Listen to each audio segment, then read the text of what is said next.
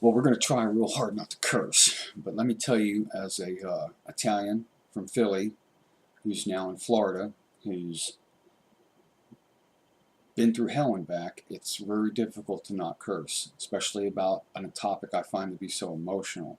But let me give you a little bit about a little backstory about my experience, and I want you to be able to trust what I say, because if you listen to people in the recovery community, you'll notice that nobody's been through more, and nobody's done more drugs, and everybody's got all the answers, and they answer all your questions in empty platitudes as if they were religious quotes. Oh, God works in mysterious ways, and if I can sober up, you can sober up. Man, let me tell you, I was sexually abused as a child, pretty wildly, and yeah, it manifests itself in different ways. I could deal with it emotionally, but my cortisol levels were through the roof. As I grew into adolescence, my cortisol levels dropped because I learned to cope with this physically. I was dopamine deficient, which means I was hyperactive, had trouble paying attention in school, ADHD, fought all the time.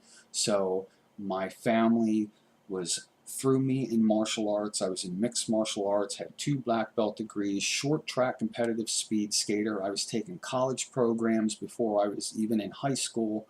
But you can only run at that speed for so long. And what was a mild recreational drug use turned into a full-blown addiction by the time I was 27. It led me down a path after a number of family members died. It led me down a path where I found myself in prison for killing a man.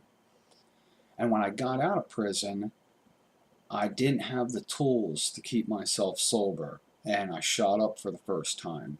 I am in the heart of Brevard County in Central Florida. So I grew up in the 90s. Every corner had a walk-in clinic. Every pharmacy had Oxycontin on tap. And my entire generation, everybody I knew, treated everything from a physical injury up to psychological trauma with these drugs.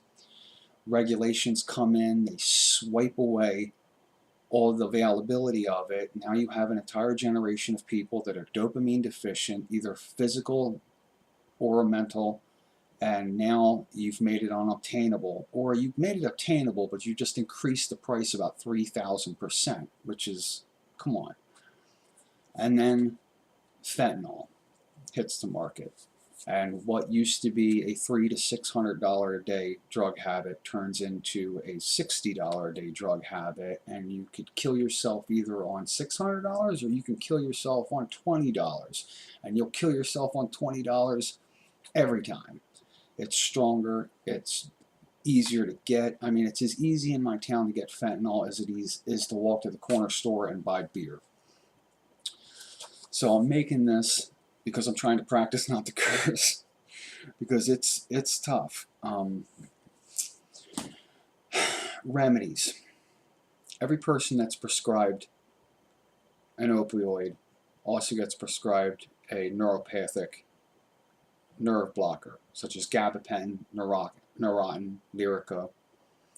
And a lot of doctors won't tell you in so many words. They might hint it to you, but one of the benefits of taking like Neurontin, which if you've ever been prescribed hydrocodone or Oxycontin, or you almost certainly are just prescribed one of these nerve blockers, most likely Neurontin. One of the benefits of taking Neurontin while you're taking an opioid is it lessens the positive effects, or what a junkie would consider positive effects.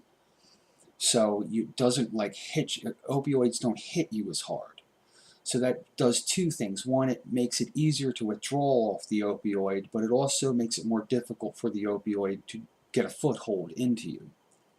So if you're in the pill game, somebody's got a bottle of Neurontin, Lyrica, or gabapentin laying around. It's almost as good as Suboxone or Subutex. Other than the Subutex and Neurontin is a trap. It's about going back to the doctor every 30 days. It's about filling the expensive prescription. It's about having all the negative effects without the good effects.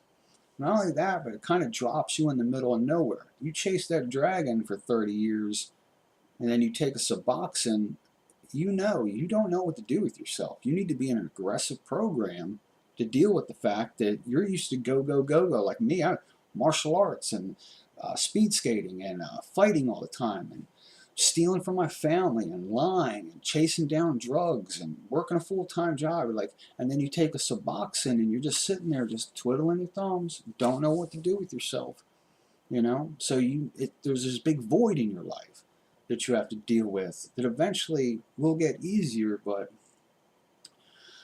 the Suboxone is a trap. Suboxone and Subutex is, doctors are like, oh yeah, take Suboxone and Subutex. I'll tell you what, you can get off everything with 3 8-milligram strips of Suboxone. But that's not how the system's set up.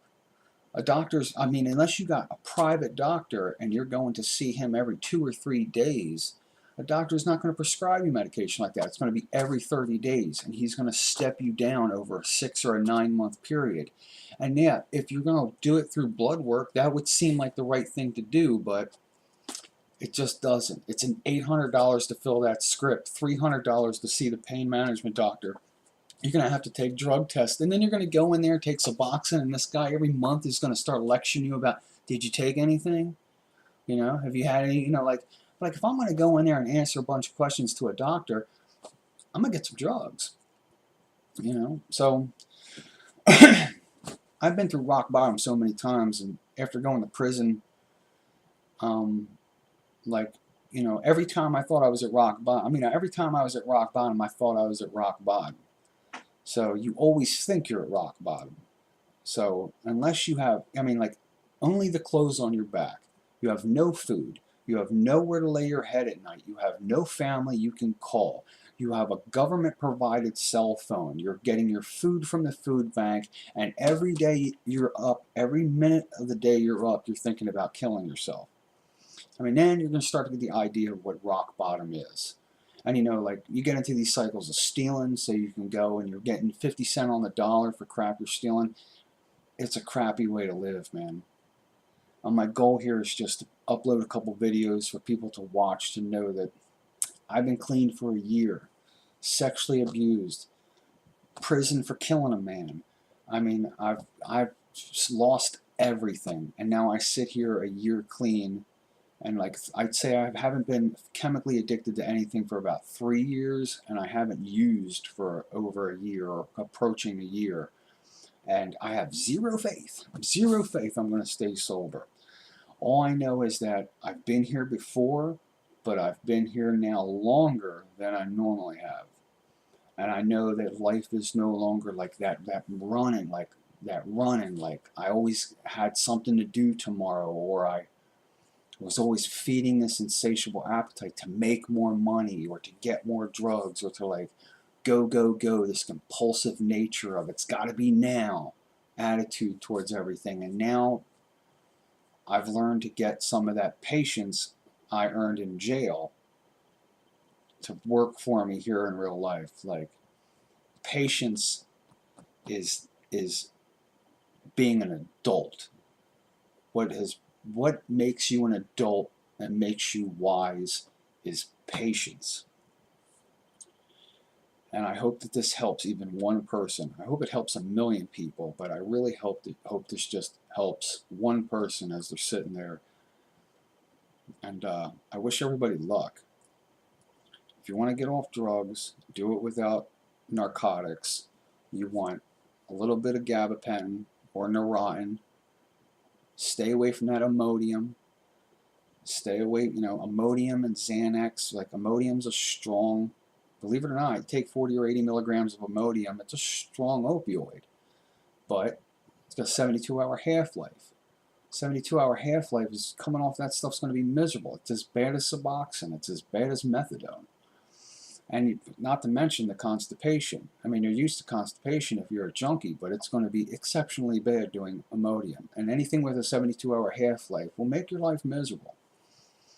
So, Xanax does help, but, taking Imodium and Xanax taking opioids and But benzos, to come off opioids and benzos, is a bad idea. It's common sense. It's not going to work. Best thing is cold turkey. And my idea of cold turkey is 3 8-milligram strips of Suboxone. You do it over 14 days.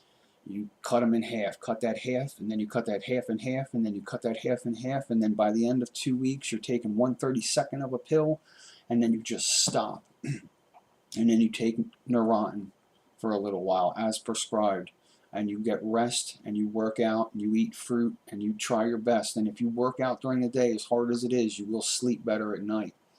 And know that it sucks, and it replaces everything in your life: food, hunger, lust, the desire to work harder and to drive a nicer car. It replaces all the things, and it takes a long time to get that back. But the respect you get back, your ability to earn an income, your ability to face yourself in the mirror comes back faster than people will tell you. Getting sober is the hard part. Getting your self-respect back comes back relatively quickly. Material objects come back relatively quickly. Everybody's like, you're under the assumption that it's going to take years. It takes years to get back to 100%. But within 6 or 8 months, you can be working, and you can be happy, and you can have a love life again, and you can just be a more well-rounded person. If you get over the hump of getting off the crap, you've been through more crap than 98% of the people on the planet. So if you do sober up and you are able to do something, like, you're going to be tougher than 98% of the people on the planet. You're going to be tough as nails, and you'll have the world by the balls, because opioid addicts tend to be smart, and they tend to have gone through hell. And if they can sober up, there's not a lot of people on the planet that can say they've been through what they've been through and survived. So good luck, guys. I hope this helps at least